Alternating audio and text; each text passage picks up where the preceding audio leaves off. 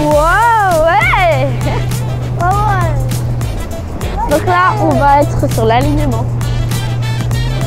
Oh là là. Salut, ça va? Ça va bien et toi? Ça va. Bienvenue les grands reporters sur le bateau, sur En Cavale. Comment tu t'appelles? Alors, je m'appelle Benoît, enchanté. Et toi, comment tu t'appelles? Moi, je m'appelle Gaëtan. Gaëtan, ça marche. Aujourd'hui, on va te poser quelques questions sur la course. Ouais, moi je t'écoute. Je suis tout à toi. C'est quoi un sponsor? C'est quoi un sponsor? Alors un sponsor, c'est quelqu'un qui... Enfin c'est souvent une entreprise qui va venir miser sur toi, qui va t'aider à réaliser ton projet et qui en contrepartie, ça va lui permettre de faire de la publicité à travers ton image, à travers ton bateau, à travers ce que tu fais. Mais ça va aussi permettre derrière d'avoir pourquoi pas des actions pour le sponsor, pour l'entreprise, etc. Tu en as combien? Alors pour l'instant, je suis à un sponsor qui me suit et après j'ai plusieurs mécénats. C'est plutôt des soutiens à droite à gauche, divers et variés. Ok. Est-ce qu'il te donne beaucoup d'argent? Écoute, il me faut beaucoup d'argent dans l'année. Pour l'instant, c'est pas encore le cas. Donc je suis à peu près à un quart de mon budget qu'il faudrait pour l'année. Ok. Comment tu fais pour trouver des sponsors? Alors pour trouver des sponsors, c'est pas mal de travail, c'est une grosse partie de notre métier.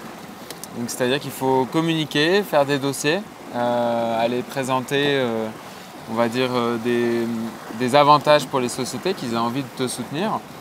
Et c'est beaucoup de temps en fait passé à démarcher des gens et faire des bonnes rencontres. T'as combien de temps pour trouver un sponsor en général? Alors idéalement le plus vite à trouver ton sponsor, le plus simple c'est parce que ça te permet de t'entraîner, de naviguer le plus possible et que c'est du coup du travail en moins derrière. Bon après il faut quand même entretenir sa relation partenaire, okay. C'est-à-dire que tu passes du temps quand même après à aller naviguer avec les personnes, à vraiment entretenir cette relation avec un sponsor. Ok. Comment tu fais pour appeler les secours si besoin? Pour appeler les secours? Si besoin. Écoute, pour appeler les secours, on a ici une petite radio sur laquelle on peut appeler les secours, tout simplement. Donc ça, c'est une première chose. Et après, on a différentes balises aussi à bord qui peuvent nous permettre d'appeler les secours. Mais c'est vraiment en dernier recours. Tu prends le départ de la course du Figaro 3. Explique-nous comment marche le Figaro. Alors là, on a pas mal travaillé sur le sujet ce matin, Gaëtan. Hein. Comment il marche le Figaro? Il marche avec quoi? Avec les voiles. Avec les voiles, d'accord. Donc il marche avec les voiles, avec quoi d'autre? C'est moi qui te pose des questions maintenant. Oui.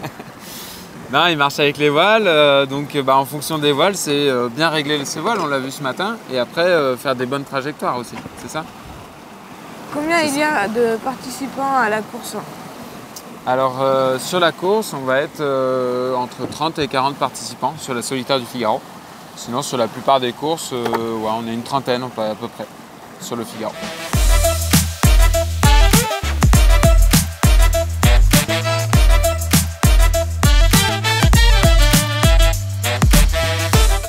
Ce qui veut dire que, en fait, il y a ces mouvements d'eau qui font que la profondeur change, mais il y a aussi autre chose. Imaginez si l'eau bouge. Qu'est-ce que ça fait si l'eau bouge?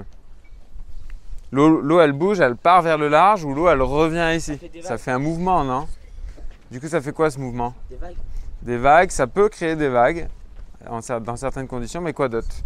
Ou comme il y a des marées, il y a du courant. L'eau s'en va, l'eau revient, et en fait, le courant, en bateau, ça fait beaucoup de choses. C'est-à-dire que des fois, on est à contre-courant, des fois, on est dans le sens du courant. Donc, on va plus vite, moins vite, etc. Mais il faut travailler avec ces... Quand on parle de bateau à voile en Atlantique, on parle aussi beaucoup des courants parce que, en fonction de notre navigation, on va devoir utiliser les courants.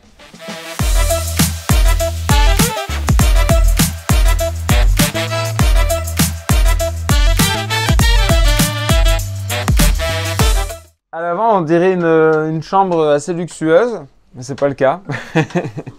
En fait, si vous voulez, à l'avant du bateau, on n'a absolument rien à part des mousses. Les mousses qui servent, ils ont rajouté ça il y a quelques années, puisqu'il y avait un bateau qui avait coulé. Et donc, pour éviter qu'un bateau coule, ils ont rajouté des mousses qui font de la flottabilité.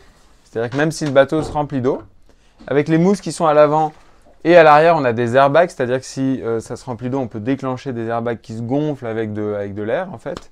Ça fait de la flottabilité et le bateau ne coulera pas. Même s'il se remplit d'eau, il ne coulera pas.